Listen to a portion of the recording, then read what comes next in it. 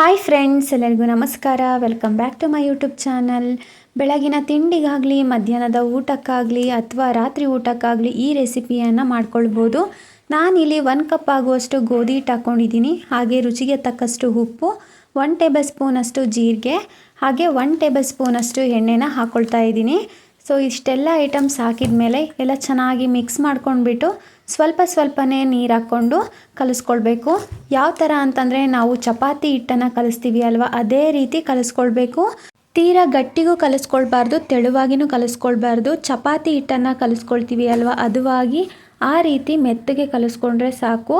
So ನೀವಿನ್ನೂ ನನ್ನ ಚಾನಲ್ನ ಫಸ್ಟ್ ಟೈಮ್ ನೋಡ್ತಾ ಇದ್ದರೆ ಪ್ಲೀಸ್ ಸಬ್ಸ್ಕ್ರೈಬ್ ಮಾಡಿಕೊಂಡು ಪಕ್ಕದಲ್ಲಿ ಕಾಣೋ ಬೆಲ್ ಬಟನನ್ನು ಕ್ಲಿಕ್ ಮಾಡ್ಕೊಳ್ಳಿ. ಸೊ ನೋಡಿ, ನಾನು ಚಪಾತಿ ಹಿಟ್ಟನ್ನು ಹದವಾಗಿ ಕಲಿಸ್ಕೊಂಡಿದ್ದೀನಿ ನಾದ್ಬಿಟ್ಟು. ಸೊ ಈ ರೀತಿ ಮೆತ್ತಗೆ ಕಲಿಸ್ಕೊಂಡ್ರೆ ಸಾಕು. ನಾನಿವಾಗ ಒಂದು ಬೌಲನ್ನು ಮುಚ್ಚಿಬಿಟ್ಟು ಒಂದು 10 ನಿಮಿಷ ಹಿಟ್ಟನ್ನು ನೆನೆಯೋದಕ್ಕೆ ಬಿಡ್ತಾ ಇದ್ದೀನಿ. ಸೊ ನಾವು ಚಪಾತಿ ಮಾಡುವಾಗ ಹಿಟ್ಟನ್ನು ನೆನೆಸ್ಕೊಳ್ತೀವಿ ಅಲ್ಲ, ಅದೇ ರೀತಿ ಈ ಹಿಟ್ಟನ್ನು 10 ನಿಮಿಷ ನೆನೆಸ್ಕೊಳ್ಬೇಕು. ಈಗ ಒಂದು ಬೌಲ್ಗೆ ನಾನು ಈರುಳ್ಳಿನ ಹಾಕ್ಕೊಳ್ತಾ ಇದ್ದೀನಿ. 2 ಈರುಳ್ಳಿನ ಈ ರೀತಿ ಉದ್ದುದ್ದಾಗಿ ಕಟ್ ಮಾಡಿಬಿಟ್ಟು ಹಾಕ್ಕೊಳ್ತಾ ಇದ್ದೀನಿ. ಇದೇ ರೀತಿ ಈರುಳ್ಳಿನ ಕಟ್ ಮಾಡ್ಕೊಳ್ಬೇಕು. ಸೊ ನೋಡಿ, ಹಾಗೆ ಕರಿಬೇವನ್ನು ಹಾಕ್ಕೊಳ್ತಾ ಇದ್ದೀನಿ. ಸೊ ನಿಮ್ಮ ಹತ್ರ ಹಸಿ ಕರಿಬೇವಿದ್ರೂ ಕೂಡ ಹಾಕ್ಕೊಳ್ಬೋದು. ನಾನಿಲ್ಲಿ ಒಣ ಕರಿಬೇವನ್ನು ಹಾಕ್ಕೊಂಡಿದ್ದೀನಿ. ಹಾಗೆ 1 ಟೇಬಲ್ ಸ್ಪೂನಷ್ಟು ಧನಿಯಾ ಪುಡಿ ಹಾಕ್ಕೊಳ್ತಾ ಇದ್ದೀನಿ. ಹಾಗೆ 1 ಟೇಬಲ್ ಸ್ಪೂನಷ್ಟು ಖಾರದ ಪುಡಿ ಹಾಕ್ಕೊಳ್ತಾ ಇದ್ದೀನಿ. ಹಾಗೆ 1 ಪ್ಯಾಕೆಟು ಮ್ಯಾಗಿ ಮಸಾಲ ಹಾಕ್ಕೊಳ್ತಾ ಇದ್ದೀನಿ. ಮ್ಯಾಗಿ ಪ್ಯಾಕೆಟಲ್ಲಿ ಬರುತ್ತೆ ಅಲ್ವಾ ಮಸಾಲ, ಅದನ್ನು ಹಾಕ್ಕೊಳ್ತಾ ಇದ್ದೀನಿ. ಈ ರೀತಿ ಮ್ಯಾಗಿ ಮಸಾಲ ಹಾಕೋದ್ರಿಂದ ಮಕ್ಕಳಿಗೆ ತುಂಬಾ ಇಷ್ಟ ಆಗುತ್ತೆ. ಹಾಗಾಗಿ ಮ್ಯಾಗಿ ಮಸಾಲ ಹಾಕಿದ್ದೀನಿ. ಹಾಗೆ ಸ್ವಲ್ಪ ಸಬ್ಬಸಿಗೆ ಸೊಪ್ಪನ್ನು ಹಾಕ್ಕೊಳ್ತಾ ಇದ್ದೀನಿ, ಚಿಕ್ಕದಾಗಿ ಕಟ್ ಮಾಡಿಬಿಟ್ಟು. ಹಾಗೆ ಕೊತ್ತಂಬರಿ ಸೊಪ್ಪನ್ನು ಹಾಕ್ಕೊಳ್ತಾ ಇದ್ದೀನಿ. ಹಾಗೆ ನಾನು 2 ಟೇಬಲ್ ಸ್ಪೂನಷ್ಟು ಉಪ್ಪಿಟ್ಟಿನ ರವೆನ ಹಾಕ್ಕೊಳ್ತಾ ಇದ್ದೀನಿ. ಸೊ ಈ ರವೆ ಹಾಕೋದ್ರಿಂದ ಸ್ವಲ್ಪ ಟೇಸ್ಟಿಯಾಗಿ ತುಂಬ ಚೆನ್ನಾಗಿರುತ್ತೆ. ಹಾಗೆ ರುಚಿಗೆ ತಕ್ಕಷ್ಟು ಉಪ್ಪು ಹಾಕ್ಕೊಳ್ತಾ ಇದ್ದೀನಿ. ಈಗ ಕೈಯಲ್ಲಿ ಚೆನ್ನಾಗಿ ಮಿಕ್ಸ್ ಮಾಡ್ಕೊಳ್ಬೇಕು. ಈ ರೀತಿ ಚಿಕ್ಕ ಮಕ್ಕಳು ಸೊಪ್ಪು ತರಕಾರಿ ಏನು ತಿನ್ನೋದಿಲ್ಲ ಅಲ್ವಾ, ಈ ರೀತಿ ಸೊಪ್ಪು ತರಕಾರಿ ಎಲ್ಲ ಹಾಕಿಬಿಟ್ಟು ಮಾಡಿಕೊಟ್ರೆ ತುಂಬ ಚೆನ್ನಾಗಿ ತಿಂತಾರೆ. ಸೊ ನೋಡಿ, ನಾನು ಎಲ್ಲ ಚೆನ್ನಾಗಿ ಈ ರೀತಿ ಮಿಕ್ಸ್ ಮಾಡ್ಕೊಂಡಿದ್ದೀನಿ ಕೈಯಲ್ಲಿ. ಸೊ ಇದು ರೆಡಿಯಾಗಿದೆ ಇವಾಗ. ಸೊ ನಾವು ಮುಂಚೆನೇ ಗೋಧಿ ಹಿಟ್ಟನ್ನು ಕಲಿಸ್ಬಿಟ್ಟು 10 ನಿಮಿಷ ನೆನೆಯೋದಕ್ಕೆ ಬಿಟ್ಟಿದ್ವಿ ಅಲ್ವಾ. ಸೊ ಈಗ 10 ನಿಮಿಷ ಚೆನ್ನಾಗಿ ಹಿಟ್ಟು ನೆಂದಿದೆ. ಈಗ ಒಂದ್ಸಲ ಹಿಟ್ಟನ್ನು ಚೆನ್ನಾಗಿ ನಾದ್ಬಿಟ್ಟು ನಾನು ಉಂಡೆಗಳನ್ನ ಮಾಡ್ಕೊಳ್ತಾ ಇದ್ದೀನಿ. ಸೊ ನೋಡಿ, ಈ ರೀತಿ ಉಂಡೆಗಳನ್ನ ಮಾಡ್ಕೊಳ್ಬೇಕು. ನಾನಿಲ್ಲಿ 4 ಉಂಡೆ ಆಗಿದೆ ನಾನು ತೊಗೊಂಡಿರೋ ಹಿಟ್ಟಲ್ಲಿ. ಸೊ ಉಂಡೆ ಮಾಡಿಬಿಟ್ಟು ಒಂದು ಉಂಡೆನ ತೊಗೊಂಡ್ಬಿಟ್ಟು ಸ್ವಲ್ಪ ಗೋಧಿ ಹಿಟ್ಟು ಹಾಕ್ಕೊಂಡು ಈ ರೀತಿ ಲಟ್ಟಿಸ್ಕೊಳ್ತಾ ಇದ್ದೀನಿ. ಸೊ ನೋಡಿ, ತೀರಾ ತೆಳುವಾಗಿನೂ ಲಟ್ಟಿಸ್ಬಾರ್ದು, ದಪ್ಪನೂ ಕೂಡ ಲಟ್ಟಿಸ್ಬಾರ್ದು, ಮೀಡಿಯಮ್ ಆಗಿ ಲಟ್ಟಿಸ್ಬೇಕು.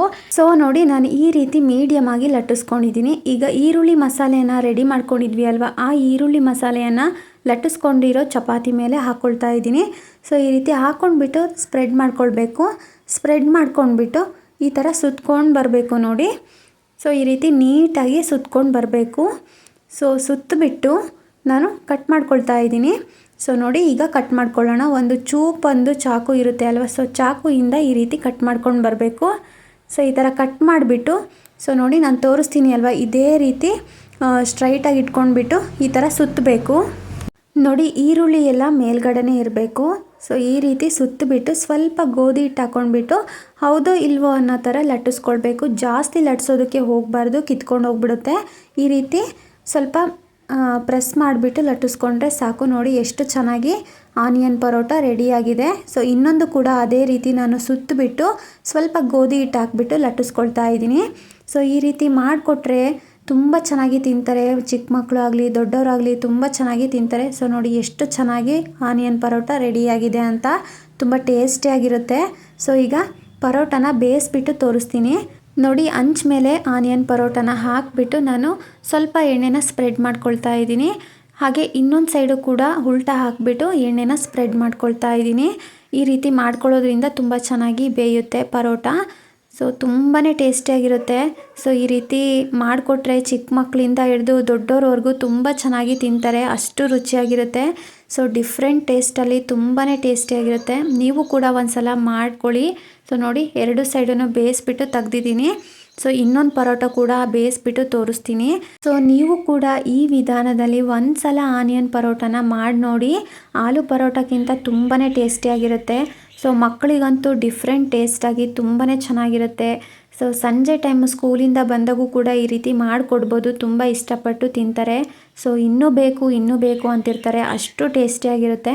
ಸೊ ನೋಡಿ ನಾನು ಎಣ್ಣೆ ಹಚ್ಬಿಟ್ಟು ಎರಡೂ ಸೈಡೂ ಪರೋಟನ ಬೇಯಿಸ್ಕೊಳ್ತಾ ಇದ್ದೀನಿ. ಸೊ ಸೂಪರಾಗಿ ರೆಡಿಯಾಗಿದೆ ಪರೋಟ ಮಾತ್ರ. ಸೊ ನೋಡ್ತಿದ್ರೇ ಬಾಯಲ್ಲಿ ನೀರು ಬರ್ತಾ ಇದೆ, ಅಷ್ಟು ಟೇಸ್ಟಿಯಾಗಿ ಇರುತ್ತೆ ಈ ಪರೋಟ. ಸೊ ನೀವಂತೂ ಖಂಡಿತವಾಗ್ಲೂ ಈ ಪರೋಟನ ಮಾಡಲೇಬೇಕು.